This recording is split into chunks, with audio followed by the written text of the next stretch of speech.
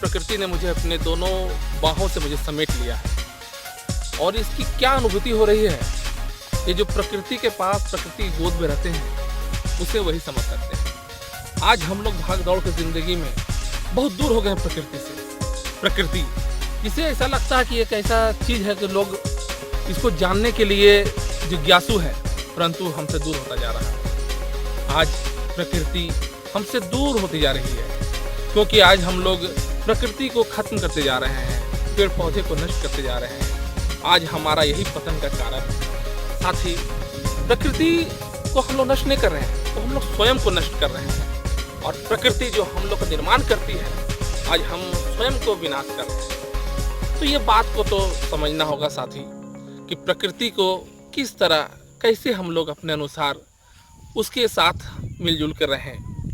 आज मैं बहुत दूर प्रकृति के पास आया हूँ। आप गौर से देखेंगे कि हर तरफ पेड़ पौधे हैं, पहाड़ हैं और ऐसा लगता है ये पहाड़ मुझे बुला रही है, पहाड़ आवाज़ दे रही है कि प्रेम तुम मेरे पास आओ। और ये अनुभूति मैं क्या कहूँ कि मैं पिछले 4 घंटों से यहाँ पर मैं बैठा हुआ हूँ और प्रकृति के महत्व को समझा रहा हूँ।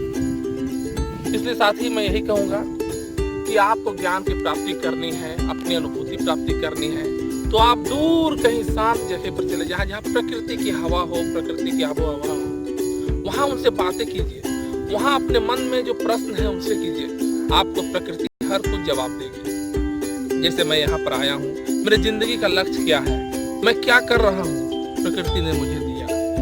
तो आपसे अनुरोध यही है कि प्रकृति के पास जाइए, प्रकृति से दूर नहीं होना, प्रकृति के साथ रहना है। और वो जब आप साथ चलेंगे तो प्रकृति आपको हर खुशी देगी जो आप चाहते हैं। प्रकृति जो हम लोग अपने आप में एक अनुपम, अद्वितीय सुंदरता प्रदान करती है।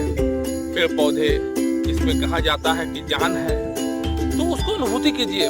पेड़ पौधे से बात कीजिए, पहाड़ों से बात कीजिए, और आप जब बात करेंगे तो लगेगा कि वो अपना, मुझे अपना है। वो आपकी बातों को सुनेंगे और ऐसा पाएंगे कि आपको वो जवाब भी दे रहे हैं। तो साथ ही हम लोग प्रकृति के पास आप चले आएँ, यही मैं कहूँगा।